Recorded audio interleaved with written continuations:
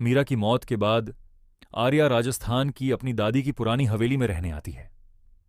हवेली का देखभाल करने वाला मिस्टर नाथ उसे कुछ नियम देता है। आधी रात के बाद शीशों में मत देखना, गीले पैरों के निशानों का पीछा मत करना और कभी भी तीसरी मंजिल के आखिरी दरवाजे को मत खोलना। पहली रात आर्या को अपने तकिए पर एक चिट्ठी मिलती है, मीरा की लिखावट में, मैं अभी भी यहीं हूं, मुझे ढूंढो।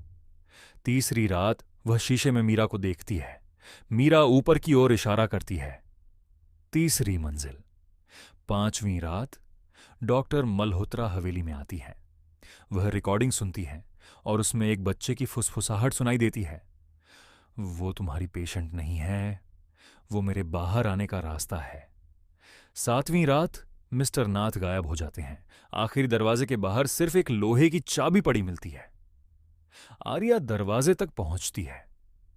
उसे मीरा की आवाज की सुनाई देती है, उसकी हंसी, उसका पसंदीदा गाना, वो नाम जिससे सिर्फ वही उसे बुलाती थी।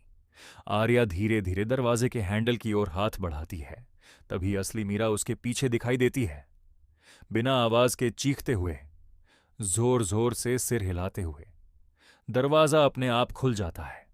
दूसरी मीरा मुस्कुराती है, तुम्हें कहने की जरूरत नहीं थी, तुम पहले ही मान चुकी थी कि मैं वहीं हूं। आर्या सीढ़ियां उतरकर हवेली के मुख्य दरवाजे से बाहर चली गई।